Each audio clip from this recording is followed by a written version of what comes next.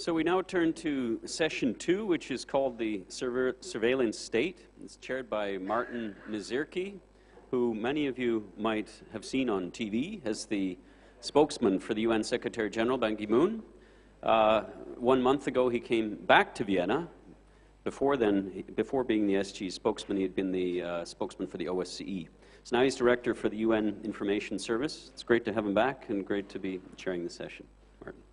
Thanks very much indeed, Walter.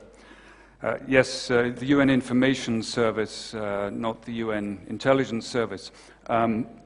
We were in the news last week, as you may have seen in the Austrian papers at least, a German artist projected onto the side of the UN headquarters here in Vienna, and also, I should say, again, the UN headquarters in Bonn. This, NSA in the house. This was a reference to reports in the media last year about possible surveillance of the United Nations by a member state. Now, the Secretary General has made clear, and I know from my previous occupation, as Walter just mentioned, that all member states understand the inviolability of the United Nations under diplomatic rules, and therefore all member states, he said, should adhere to those rules. And I would also point out that we have now 2 panelists here. Amie, I think you will know from the notes, is a real expert in this field, and as is Slim, of course Slim. And both of you coming at it from a slightly different perspective. Amie is involved on the policy side, and Slim is, if you like, a practitioner who has felt the force of the law, or some would say the misuse of the law in his own country during the Arab Spring that began in Tunisia. There was to have been a third participant on this panel, Professor John Schindler, who's a professor of national security affairs at the US Naval War College. But he sent me an email towards the end of last week in which he said, as you may be aware, the US National Intelligence Director announced new regulations on pre-publication review of any and all comments, even by former intelligence community personnel, which he is, having worked for the NSA at one point. And so he also wrote to me, having discussed the matter with my attorney, it's not clear where I stand vis-à-vis the new regulations. And he said he wouldn't have a firm answer until early this week. And so he said, I have to bow out. And he asked me to express his regrets to all of you that he couldn't be here. And I should add that he gave my permission to explain what I just explained about his absence today. Of course, surveillance is nothing new. The surveillance state is nothing new. I know that from my own experience when I was a correspondent for Reuters news agency. My first posting was to Moscow in the Soviet period. I certainly felt the surveillance state there, and I felt it further in East Berlin before the fall of the Berlin Wall. And after the fall of the Berlin Wall, I've received a huge box of files that had been collected by the Stasi. I think one of their most insightful revelations in the reporting on me was that I have ein markantes Gesicht mit abstehenden Ohren, which means, in English, he has a striking face with sticky out ears. You can judge for yourself. Now, the difference today, of course, is the scale, the intensity, and the reach of the surveillance state. And so this is what I think we will be discussing here today. And as Walter has said, you are not an audience, you are participants. You proved that in the first session, and I'm sure that you will do in this second session. It's an open format, and we'd obviously welcome your comments and questions. And also, Walter has posed some of the questions that arise in this area already, and we heard some posed during the first session, which we could look at again now. But first of all, I'd like to again welcome both of you, Amie and Slim. And Slim, the floor is yours first of all. Thank you. And we're sitting down. Just to explain a little bit why I am here, maybe not everybody is aware that Tunisia, before the revolution, was one of the countries that had the most internet surveillance and censorship of the world. We were just behind China and even more advanced than Iran. So we know a little bit about this subject of surveillance, and then also the effect of it, and then the tools used for it by the government. So one important remark is that we eventually overcame it. So this is important to put in perspective when you discuss about these kinds of tools, because the military are always, or the states, let's say, are always into those tools because they have this, they just want this control in their hands. And why do they want this control in their hands? Is because of fear. So I wanted to begin by talking about the reasons why states and the military are wanting those machineries, those hardware and software to control the internet and to control telecommunications. And precisely I wanted to begin by explaining something that probably the military are barely aware of. It is a resource because, you know, military doctrine is always about protecting resources and infrastructures in this sense of defense. But there is one resource that nobody is paying attention to, and it is precisely attention. So the attention of the population, the attention of the stakeholders, the attention of the decision makers of your country, which is a scarce and very, very important resource. Some people from the last panel began talking about this subject, but in a different way, when they were talking about propaganda, psychological operation, and the importance of this kind of operation for the military, and also the perception and how to control the perception, and how it became very important in conflicts and war lately. So the thing here is, I want you to pay attention to, is that now we have the technology to model societies, which means that if I'll explain how the NSA works and why it works this way. The NSA targets someone. It could be high profile, like a high-profile military person, or a president, or a king, or whatever. And then it maps its network of relationships. So it maps its attention. So their main target is the attention of this guy. So they want to manage his agenda. They want to access his attention. They want to create his opinion. And this is the main thing at stake. And now we have the technology to do just that, and not just in the hands of states or military. It's also in the hands of normal people or criminal organizations. The thing here is you have targets with very, very scarce attention, like very high-profile targets. But then you have their own network, the people who has access to his attention. And in this network, you have very easy targets, like his family, his friends, his, I don't know, colleagues.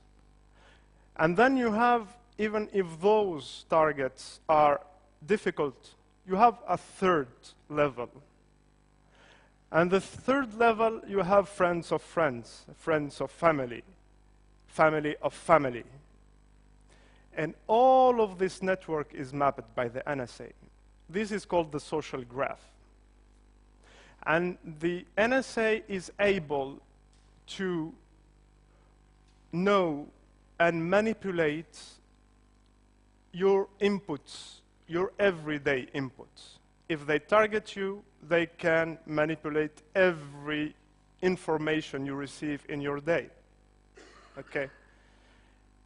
And this is what's at stake. So a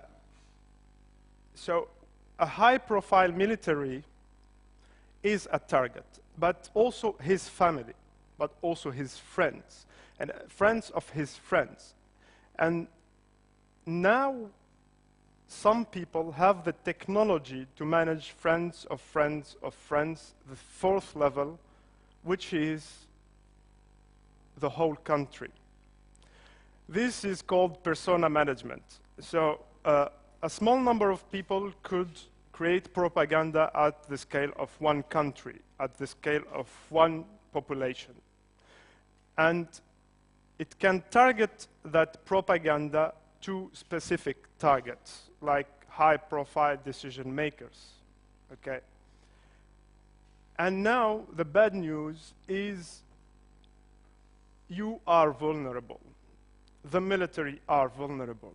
I always use that example from Israel when I think it was in Operation Cast Lead. No, it was the flotilla.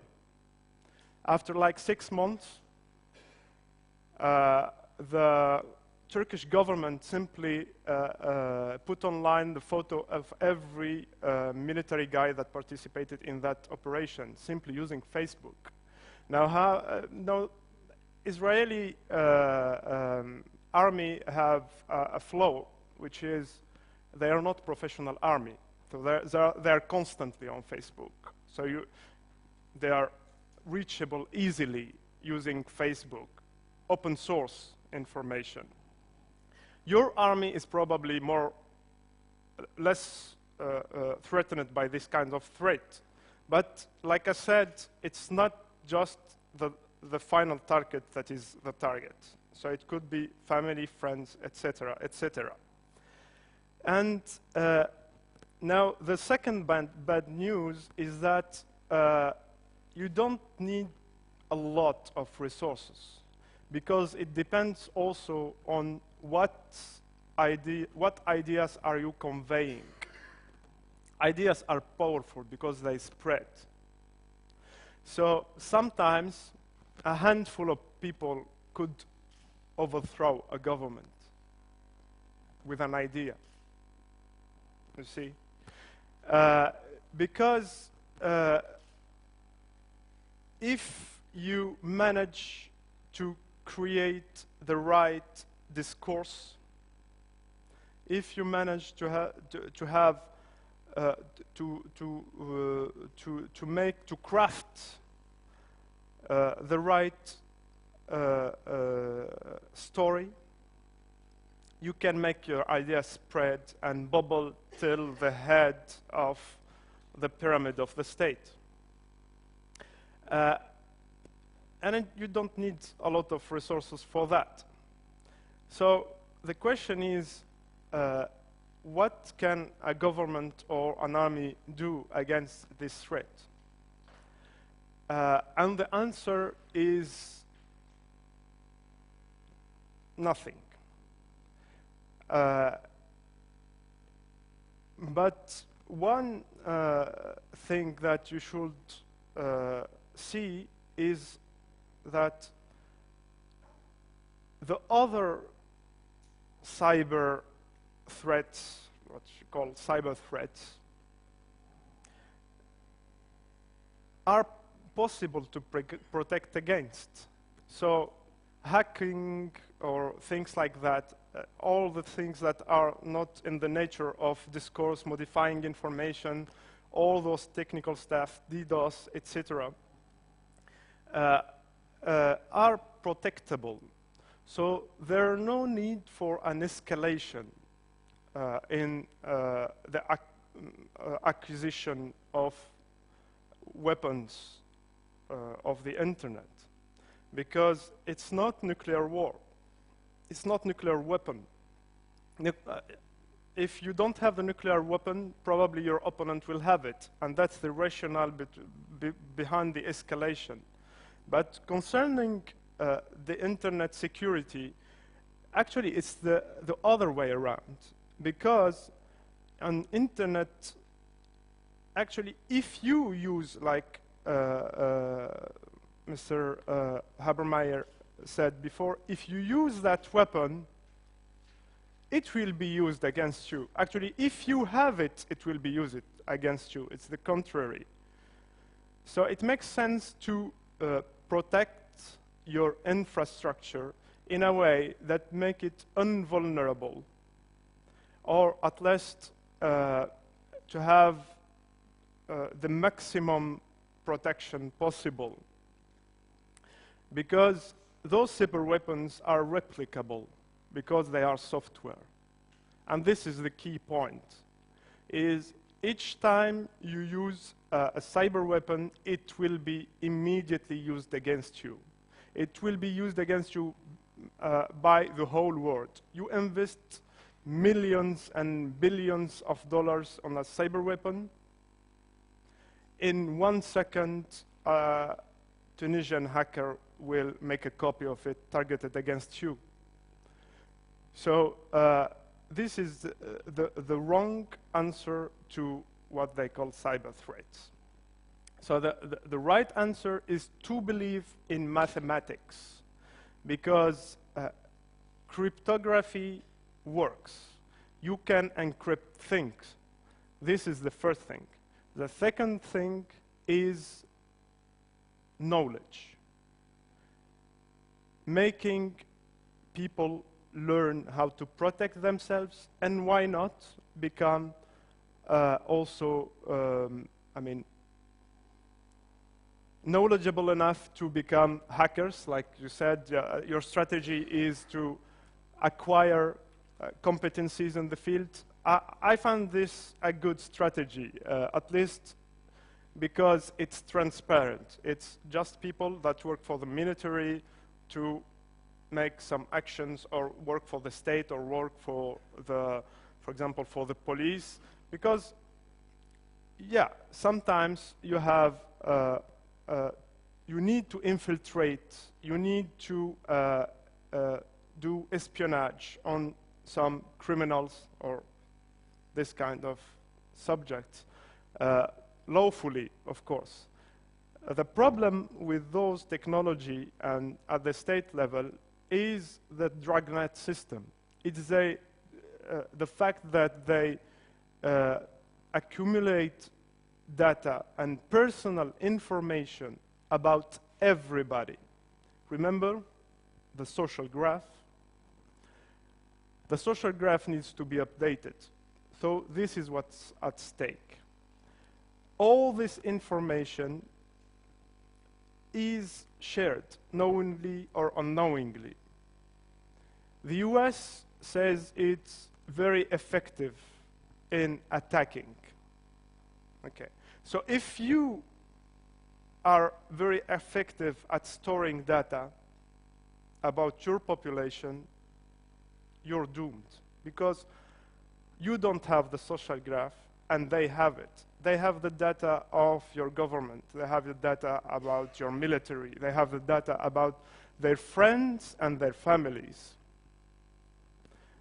and everybody that could influence decisions in your country. And this is the main problem I think the military and the state of countries like Austria should think about. And this is the main threat. And in the end, I think that from the previous session, what's apparent is that the military needs a cultural shift, because everything is moving, and like stated before, you don't know who are the actors anymore. You don't know if it's war or it's not war.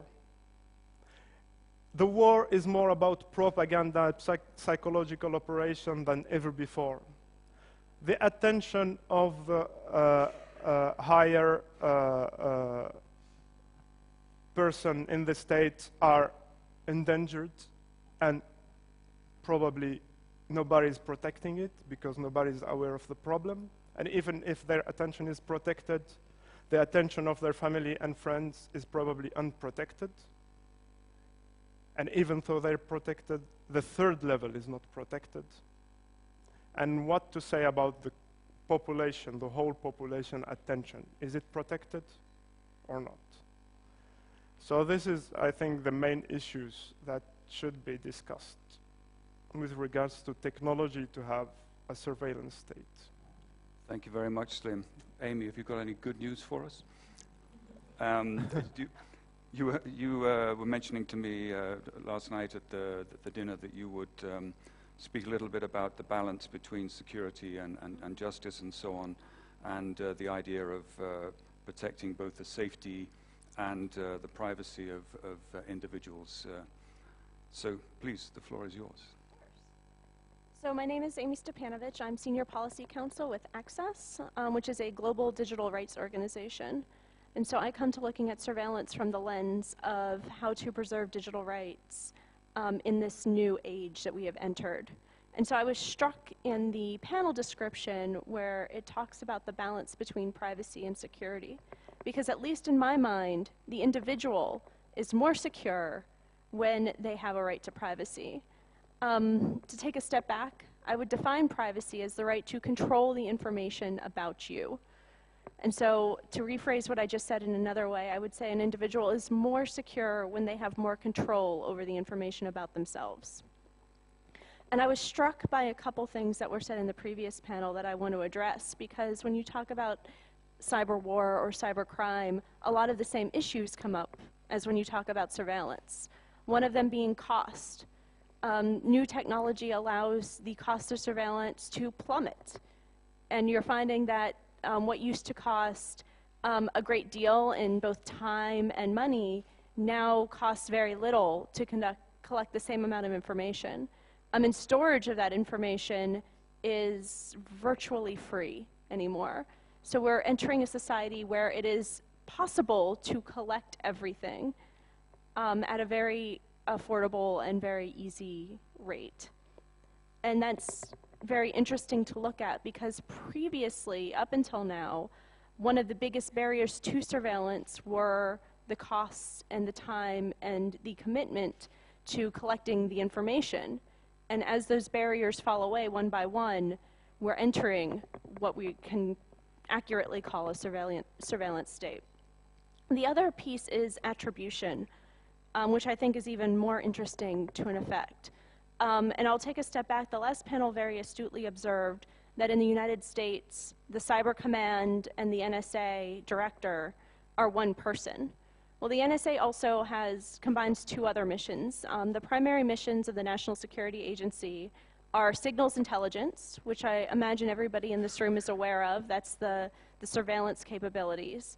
But they also have a primary function of information assurance, of protecting networks. And over the last few months, one of the revelations that has come out is that the NSA was acting to weaken safeguards for communication, weaken encryption standards in order to preserve its own capabilities. And it was able to do this because it houses both the information assurance and the signals intelligence mission under one roof. And at some point, when you have two dueling missions, one of them is going to win, for lack of a better word. And at the NSA, signals intelligence has won at the cost of protecting information about individuals. At the cost of allowing me to protect my own personal communications, the NSA has said that preserving its own surveillance capabilities is more important and has allowed individual security to reduce at that cost. And so when you think about attribution, you think about where an attack is coming from or who is surveilling you, and it's an open question because we don't know anymore who is putting surveillance information out onto the web. We don't know where this is coming from, and it becomes yet another problem in kind of the surveillance puzzle. So I will not start necessarily, since I've already started, but I do want to concede that threats exist. I think this is very, very important to say up front, is that there are threats out there that are trying to be tempered through surveillance measures. And you have to recognize that in order to figure out where you go from here. And I would say that we have to come to a smarter way to think about surveillance. And what do I mean by a smarter way to think? I think there are 4 huge flaws in surveillance programs as they exist today. Globally, this is not a United States problem. This is not a Western country problem. This is actually a problem that you come to realize is with all governments, because all governments, as was said last night during a welcome, whoever has the information wins the war.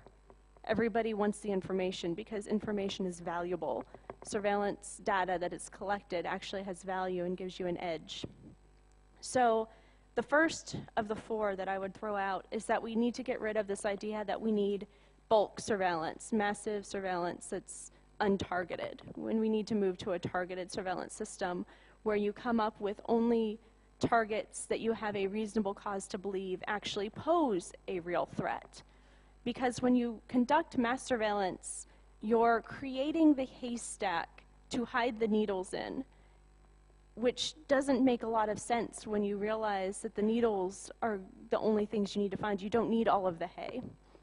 So we need to start thinking about how to create smaller haystacks with more needles in them, as opposed to these huge, massive amounts of information about all individuals. The second is that we need to start thinking about real deletion of information. In the United States recently, a law was proposed that said that if information is collected that should not have been collected, that is not useful, that does not contain information, that it cannot be used outside of a criminal law context. And the problem is that forgoes the fact that they can still retain that information. So they're collecting information that hypothetically they shouldn't have gotten in the first place, and then they're retaining that information indefinitely because they have no policies to delete it. And so I would say that we have to start thinking about how to meaningfully rid ourselves of surveillance data that's collected once we realize that there is no reason to have it, that the people that it is about are not a threat. Third, I would say that we need, and I would pose this to the United States specifically, we need to start coming up with a definition of surveillance that has equal application both within a country and outside of a country. That it's no longer acceptable for individuals within a country to be considered exceptional just because of where they exist. That extraterritorial application of rights, specifically of privacy rights, needs to be the standard. And finally, we need to protect our individual communications, and we need to give individuals the right to protect their own communications, the right to encrypt if they so choose, the right to use software that will protect themselves. And we cannot undermine that right anymore. And so with that, I will move toward what I think are the 3 ways that we come at a paradigm shift, that we are now in a surveillance arm race. As I was listening to the previous panel, I realized that just yesterday there was a new story in The Guardian with new revelations, as we hear so often anymore, that the United States was intercepting hardware as it left the country and putting in backdoors and vulnerabilities so that when it left the country, they could be later exploited. And it referenced a similar program that had been exposed previously from China, and that the United States had responded to the revelation of the program in China by saying, you shouldn't buy any hardware from China. But what was great is that these revelations showed that the United States was really conducting a very, very similar program. So we need to take ourselves out of this surveillance arm race. I think at some point somebody needs to disarm themselves and say that it's okay to operate in an open and transparent environment and to not collect everybody's information. And in order to do that, I think first we need a framework. And we need a framework where individual rights are respected. And I would pose that Access, along with our partners, Privacy International, the Electronic Frontier Foundation, last year attempted to move us in the direction of this framework. We released the Principles on the Application of Human Rights to Communication Surveillance. That's a little bit of a mouthful. Known in short as the Necessary and Proportionate Principles, which is a little easier. And these principles try to take international law and boil it down to 13 basic tenets for protecting human rights in a digital world. And I think we should take the fact that the laws have been made now into principles, which should be made into norms, which should then be codified back into law internationally to respect these 13 principles. And the next is that we have to raise the cost of surveillance. If a problem is that surveillance is becoming more cheap and more easy to conduct, then the requisite solution to that is to start raising the cost of surveillance. And again, at Access, we're trying to take steps in that direction. We've released what we're calling the Data Security Action Plan.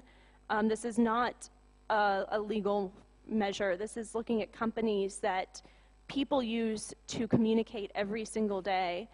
Companies like Google and Twitter, search engines, email engines, chat engines, and saying, if you're going to collect information about individuals, you have to protect that information. And we came up with what we think are 7 basic things that need to be done to protect information in order to raise the floor on what is acceptable security practices online for these carriers.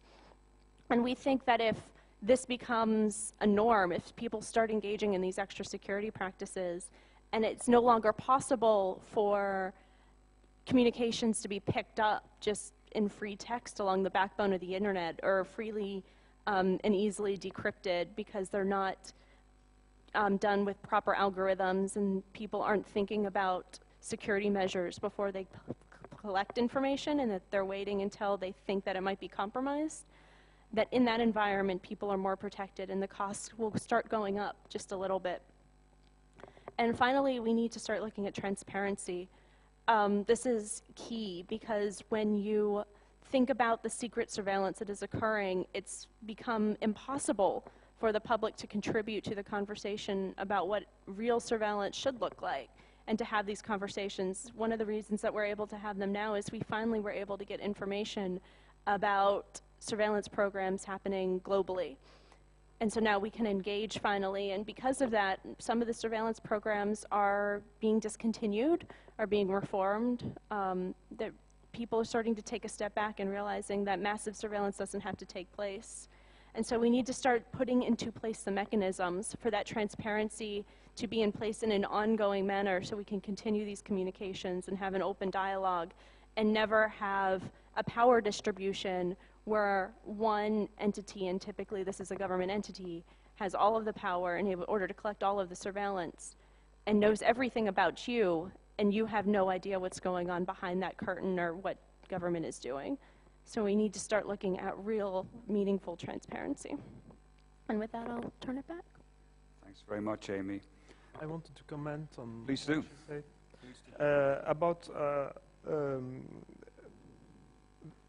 what you mentioned in respect to who has the data wins the war. And this argument, actually, what it was said yesterday, it doesn't work because you have to think of data in capitalistic terms. Data gets stored and accumulated. So if you're beginning today, it's too late for you. You'll never win. So it makes sense to have a strategy and right now to protect your national data. Of course, you can't protect your national data against an enemy, but not against yourself. So the only winning strategy, I think, is to protect your national data, even though you can't access it as a government or as a spy agency or state or wherever. So this is what. Okay, well, thank you for that. And I think what we've heard, obviously I'm going to perhaps play the role of devil's advocate in the absence of Professor Schindler, but I'm sure there are also devil's advocates in the audience who may wish to raise some points along the lines of surely most people would accept that a byproduct of being kept safe is an element of surveillance, and what's wrong with that. And we haven't mentioned some of the big names out there, Assange and Snowden and Manning, all of whom have been involved in one way or another as whistleblowers. And we could ask the question, what right do big-time whistleblowers have to act as God with information about others? So these are some of the thoughts. And also, you were mentioning about a recent ruling in the US that I read on the BBC, so it must be true, that the EU Court of Justice ruled earlier today that Google must amend some search results at the request of individuals, and this is to do with the so-called right to be forgotten, which is, again, about the deletion of information. So I'm going to turn the floor over to you, and I'd like to see if there are any questions or comments. Can I comment on the right to deletion? I might have to delete you in a minute. I just want to see if there are any comments from the audience, and then we'll come back to you. Yeah. Okay. Please. Yes, I can see a hand at the back here on to my right. Yes.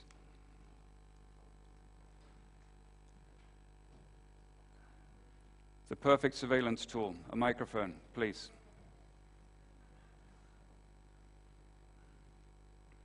Good morning. Thank you very much for this opportunity. I'm from Canada, and I'm actually studying at the Diplomatic Academy. And these topics are definitely relevant within our studies. I have a question about kind of playing the devil's advocate as well.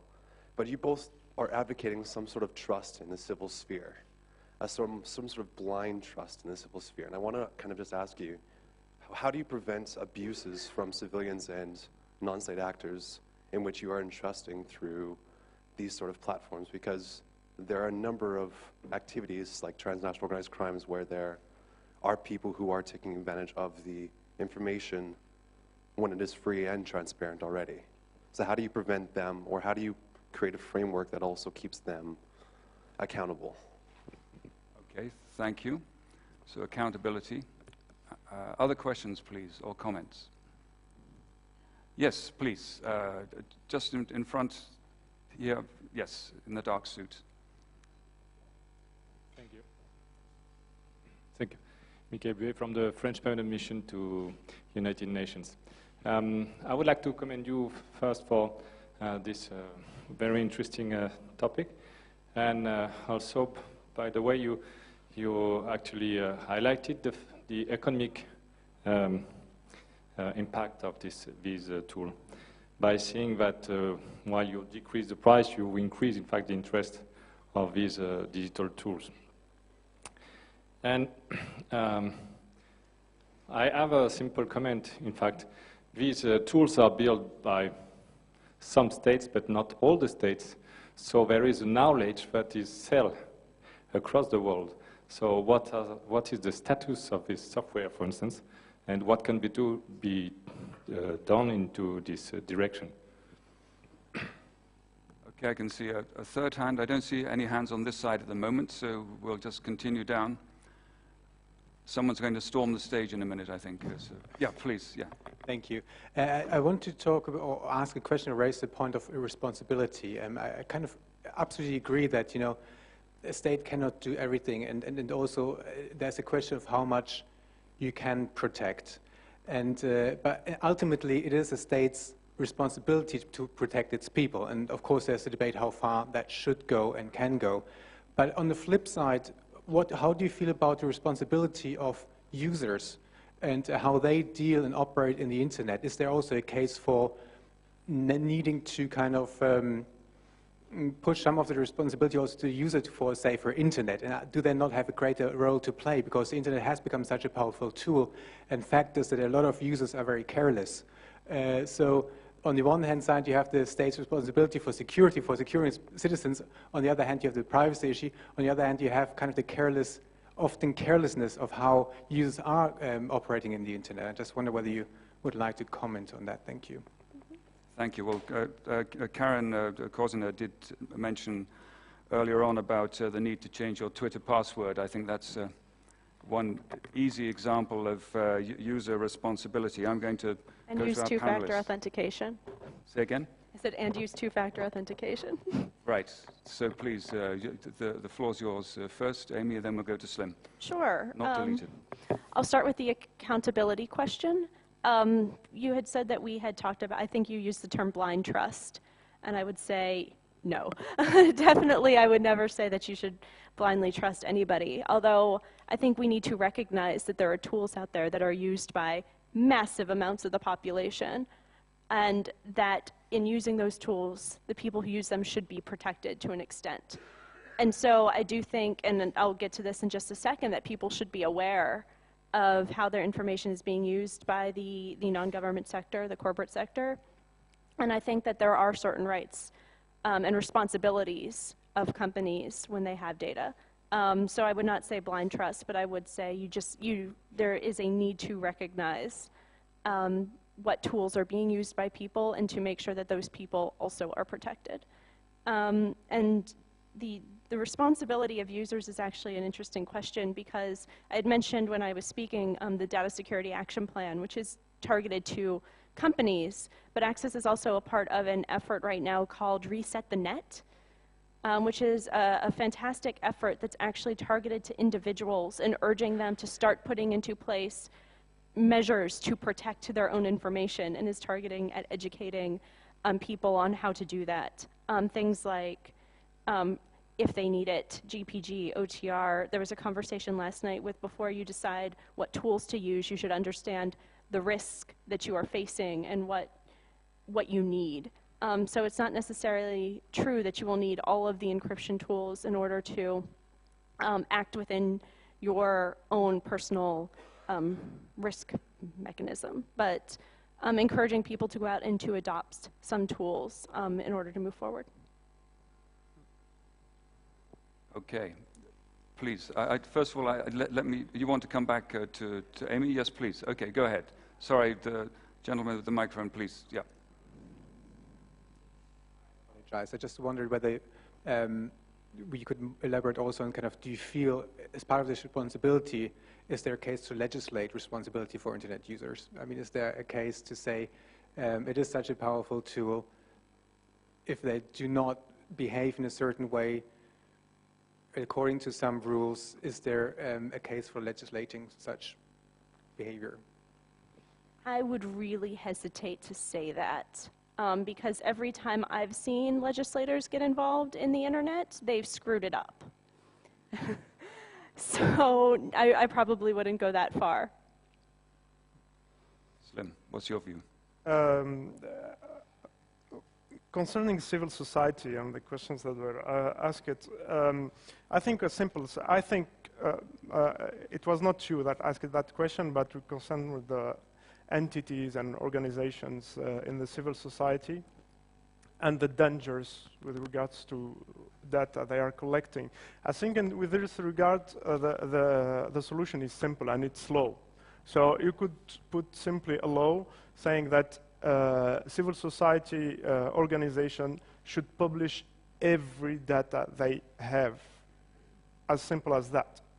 And anybody that fails to do that goes to jail or is removed. It's as simple as that, because they don't have no reason to not publish it.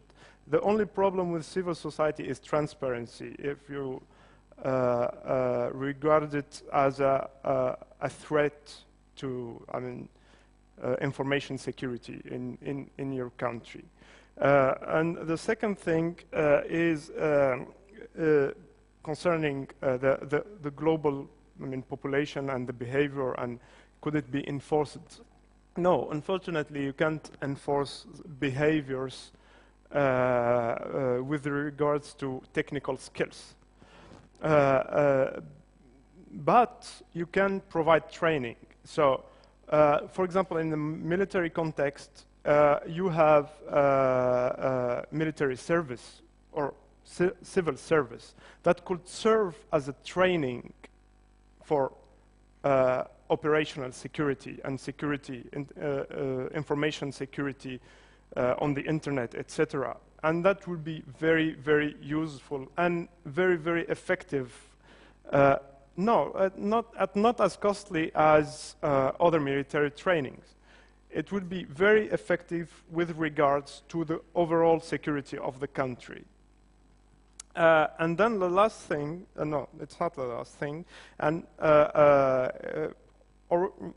also in this subject and with regards to responsibility, you know that one of the side effects of surveillance states and surveillance machinery is that it puts your population in a state where they know they are under surveillance, so they know they are not free, so they are less creative, and then they also trust less each other, because if you're under surveillance, you tend to express yourself in a different way. You don't know who is listening. So overall, it's negative.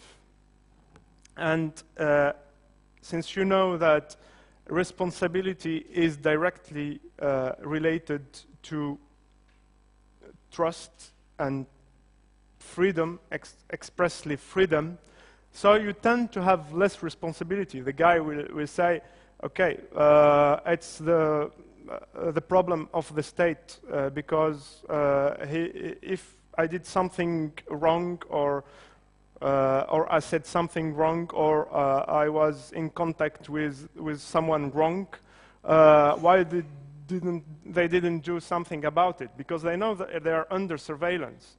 So they presuppose green lights where there are no green lights, for example. So in terms of responsibility, if you have surveillance, you are lessening the responsibility of the people and augmenting the responsibility of the state. And then, with regards to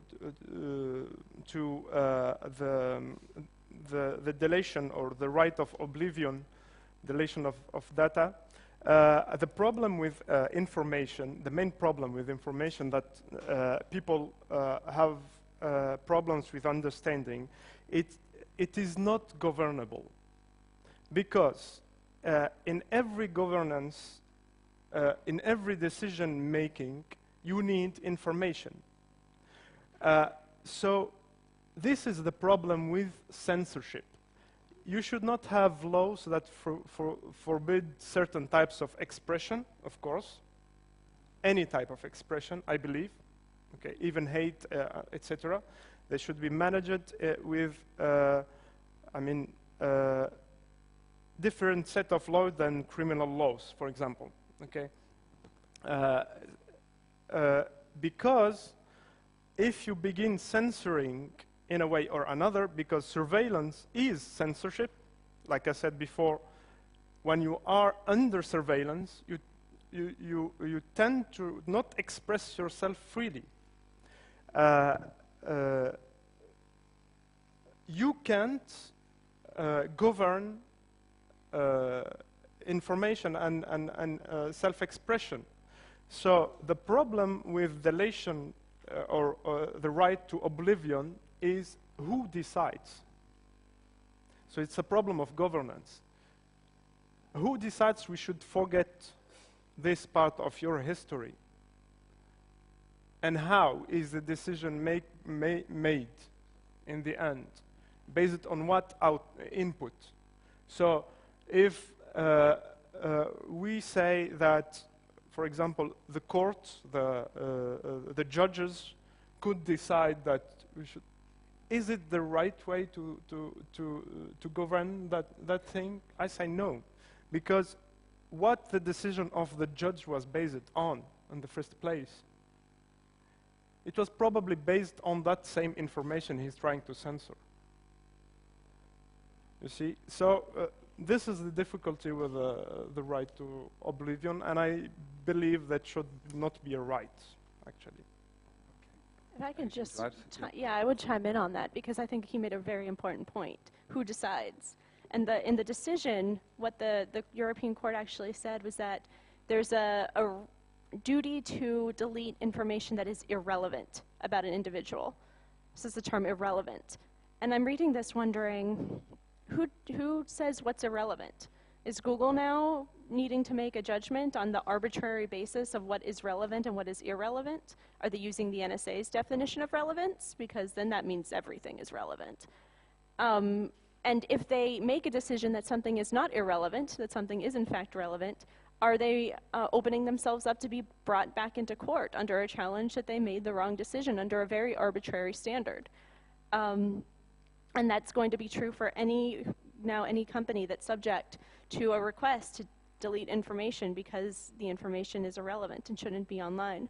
So it opens up an entire arbitrary standard for removing information from the internet, from removing speech from the internet that is otherwise legitimate. Do you have any further comments on that out there?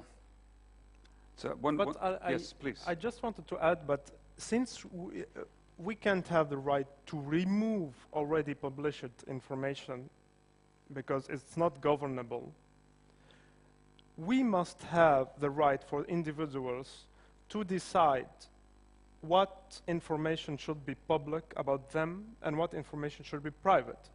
And if you do that, you are stating that by default, information about individuals is private. Because if it's already public, it can't be private anymore, you see. So that's why you need to protect data of the people. I guess you could argue that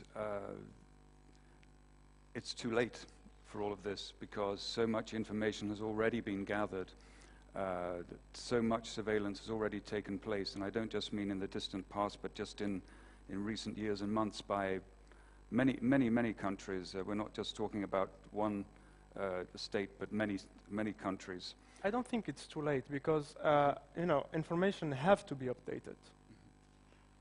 So it's not too late. You can stop that thing at any time by deciding that you will protect information instead of trying to acquire more information than your adversaries.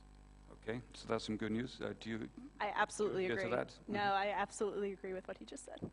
Okay, and so another aspect of this is coming back to WikiLeaks again. The investigations editor of WikiLeaks, Sarah Harrison, she gave a webcast interview quite recently in which she said that privacy should be guaranteed for people like us, but not for those who dominate. And I was just wondering, where do you draw the line? And this is not just from what she said, but in general terms, where do you draw the line in surveillance for individuals? Doesn't everybody have the same right?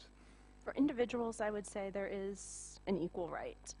Although I would distinguish between privacy and transparency, where privacy is a right of individuals and that individuals have to control their information, whereas transparency is actually still a right of individuals, but a right of individuals against the government, so that government operates in an open and meaningful fashion. This is, these two concepts are often confused and in a way that is counterproductive. And so I think there is an important duty to keep the transparency rights against government and the privacy rights of individuals separate and to consider them separately. Okay. How about you, Slim? What's your take on this? I mean, what was the question? Don't expect me to remember, do you? No, it's about simply about the idea of where you draw the line. If as Sarah Harrison said, that individuals like us, in other words, ordinary citizens, have the right to privacy, for their information not to be disclosed. But where do you draw the line? Who is an individual, who is not? That doesn't everybody have the same rights, including within a government context, within a military context? I think physical persons should have the right to, it could be as simple as that.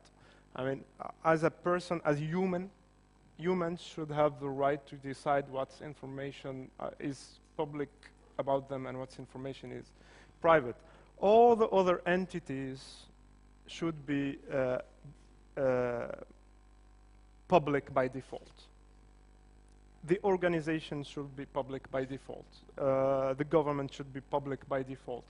Anything organized should be public by default, unless there is a law that states that certain data or certain information should be private. Okay. Any questions out here? Yes, Walter, and then I'll come to you. Yes. And also, I think that linking information about an individual, linking identities of one individual should be forbidden. I mean, and this is actually a hack in the laws, because we already have huge database of information that about people that are mostly on the private sector.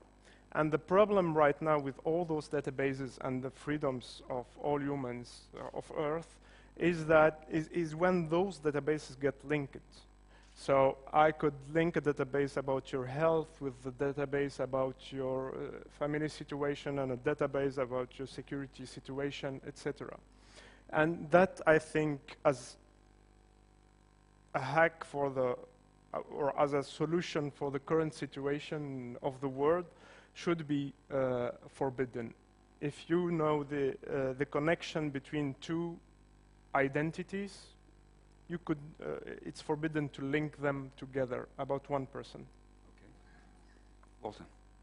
Just wanted to address this point made by Slim about self-censorship, that people, if people realize they're living in a surveillance state, they would tend to censor themselves. But surely we see a lot of the opposite, that people are over-eager to volunteer private information about themselves in social media, for example. I see particularly with young people, including my daughter, the type of images that they want to put on Instagram and on the Facebook. So it's not an issue of self-censorship, but I think it gets back to the point about responsibility of the user as well, to not be volunteering so much private information about themselves if they want to protect their privacy. Yeah, I think that there's a great part of education with regards, but and it's related to the threat I mentioned before about the attention of the people, etc. I mean, we're always thinking about the protection of high-profile persons and forget that surveillance state is about controlling everybody around them. I mean, I am living in Tunisia, and I tell you a little story. When Assange published all those documents and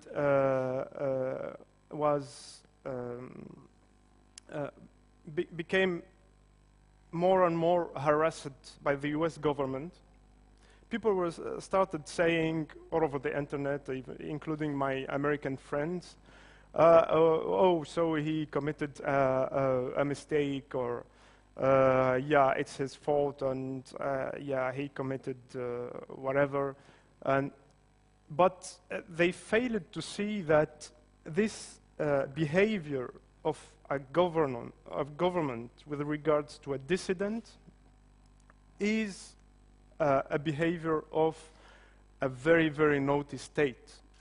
And I was used to that in Tunisia. I knew when a government was against one person and how it works and how the psychological operation.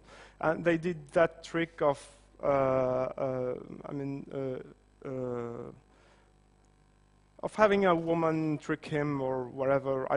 I'm not saying that it was, a con or whatever, but that kind of thing, cons like that, happened in Tunisia a lot of times with dissidents.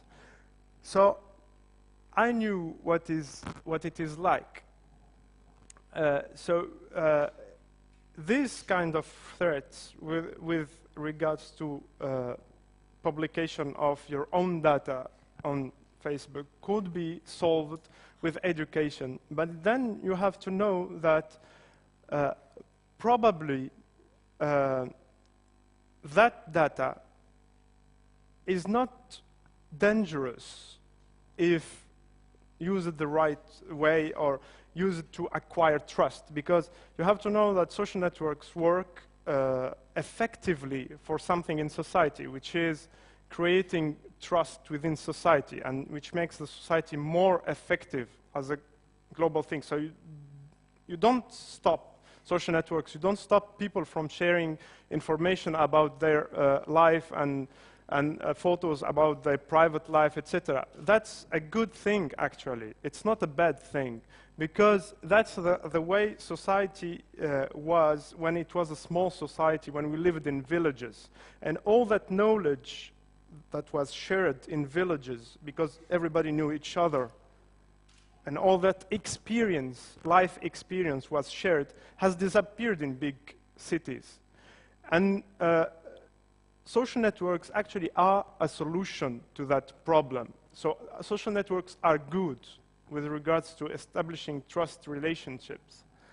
And sharing private information when it's your will is actually good. So the thing is, people should be able to share private information when they want, but for certain people, the government should protect that information and should protect the target. For example, if you are a friend of a sister of a high-grade military guy, that person should be monitored by the military. Its activity should be monitored by its public activity, I mentioned. Okay. Its public activity should be monitored. And to protect everybody, its private activity should be protected by the military in every possible extent, so that you know that any information that is out there is under your control, under your public system of surveillance. Okay? So it's a counter-NSA that you should make. Open source surveillance. To surveil, you should have a social graph, but that serves, its input should be open source information, so you could monitor the activity of people that could be threatened, you see, and take action with regards to that. Okay, I wanted to move to you. It's been answered already. Okay, any questions not yet answered? Yes, you want to add something, and then we can ask the question first. Okay, please. Yes, the gentleman on the left-hand side here, from where I'm sitting. Yes, please. Yeah. Hi, Philip Ellison. I just wanted to bring this, tether this back to context a little bit. As you know, here we sit in the European Union, and at the present time there's a negotiation going on for the transatlantic trade and investment partnership. One of the issues that's been brought up is this, it boils down to what you're talking about, and that is the repatriation of data, particularly for the private sector, to companies abroad. Now, the notion has been floated quite stringently, really, by by some kind of really protectionist forces within the European Union about the idea of a European cloud. Is that the answer? Okay, let's take another question here towards the front, please. Johan Bucher, retired military. My question is directed towards Amie. Your organization obviously did some relevant work in this issue. Are you approaching the political sphere with your principles? Where do you do it?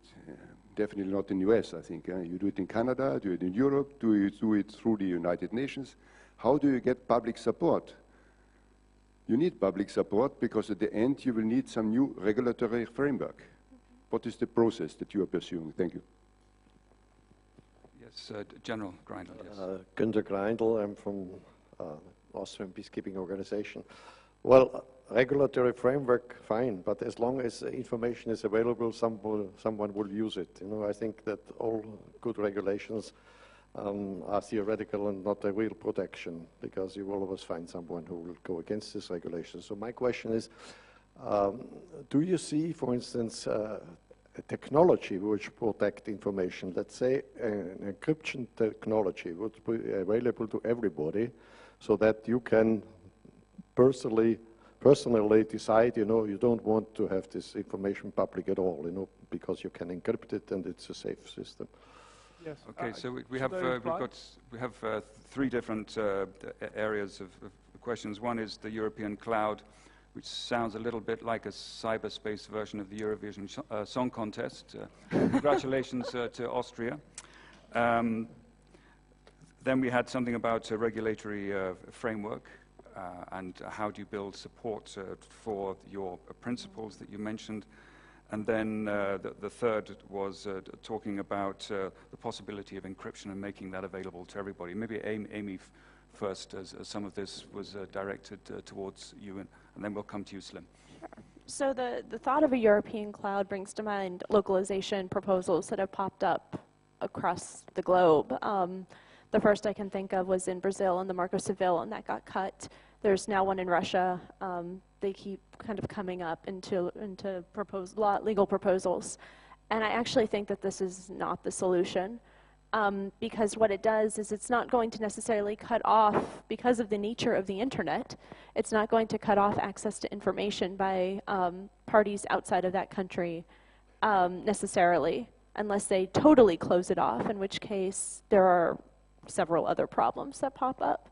But it will give, sorry, I've got a lot louder all of a sudden. It will give more state actors access to information. And while I think that there are definite huge problems with the state actors that already have access to it, I don't think that you solve those problems by compounding them by spreading the information about individuals around further. On our principles, I'm guessing that you're talking about the necessary and proportionate principles. These principles have actually already have support of over 400 different organizations around the world, several hundred more individuals and experts, and they've been not in their original form, but in a derived form, endorsed by both Sweden and the United States Department of State. So they are receiving a great deal of traction. We have published on our website a listing of all of the ways that we think that the United States is not complying with the principles that it has endorsed. So I will throw that out there as well. I see some skeptical faces in the audience when I say the U.S. has endorsed these, so we have looked at that very hard. But I don't think this is necessarily something, we have been pushing it, but it's gaining traction all on its own, and we're seeing them pick up, and we hope that that continues. And we're bringing those up in forums like this in order to increase that. And real quick, I actually did want to come back just for a second to your question, because I think it's very important. If this is interactive, I can ask the audience also. I think so. How many of you have heard the argument, "I don't care, I have nothing to hide"? All of you? Most of you? The problem with that argument is that it only looks at individual pieces of information that you're putting onto Facebook, for example, because you brought up that example.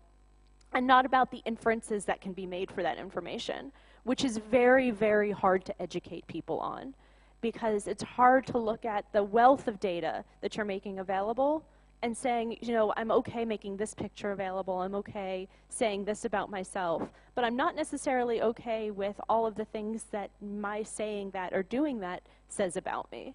And there is a neat little tool that I would not encourage anybody to use because it's a corporate tool and they do take all of your information in exchange for using it.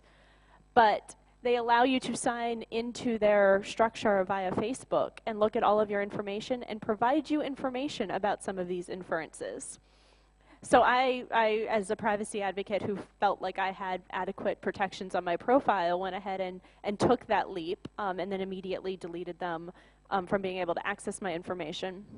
And they were guessing at an alarming rate what passwords I could use for different websites.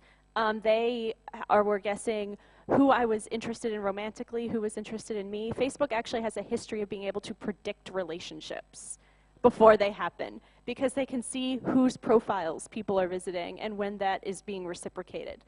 So this is the information you don't think you're necessarily giving to Facebook, but you are giving to Facebook. And this is where I think you can educate people up to a point, but you can't necessarily educate them on the full wealth of what they're making available. And that's what's so difficult. Not necessarily that we're giving it up, but that we don't understand the consequences and exactly what we're giving up. That's Slim. I think that you would probably want to address the question about encryption. Yeah, and technology. So earlier, yeah. Yeah. So the answer is yes. So theoretically and mathematically, we can hide all the information. Okay. The problem is nobody's investing in that direction, and actors like the NSA is actually investing in the opposite direction in making the technology weak so that they can hack into them. So, but it's not that costful to invest in this technology. So for example, for a state like Austria, it could invest in a system of control that permits to ensure that the chips in the cell phones are safe, and authorize some specific chips, okay, and invest in software platform which is already there probably for those mobile phones, and then you have a totally encrypted and safe communication, because most people use a mobile phone. We can not care about the computers, etc. So the problem could be reduced to an extent that is doable in a short time. Because the main problem right now is that we have already too much devices that are unsecure. So it takes time to remove all those devices. But for a state, it could be doable. So this is the answer about the technology. And with regards to the European cloud, yeah, of course it could solve a little part of the problem, which is the NSA spying and the legislation in which big cloud corporations are into, US legislative framework. So it's a small problem that you are solving, because at the same time you are accumulating the whole data set for a foreign country. For US, you know that US is nervous about the data of their own citizens, but not about your data. So if they could have all the data of your citizens in one place, that could be good for them too, so that they are sure they're not accessing the data of their own citizens. So you have to think more about the distribution. There are architectures that are possible for the internet where the data is actually distributed all over the place and not possibly accessible just by one hack at a moment of time. Okay, you mentioned a little bit earlier about the right to oblivion. I think people have the right to lunch as well. And so I just wanted to check if there are any other questions, and if not, I'd like to wrap things up. I'd like to thank very much Amie and Slim. Thank you. For giving us lots of food for thought, and it's now time for you to have lunch. So thank you very much indeed. Thank you. Thank you.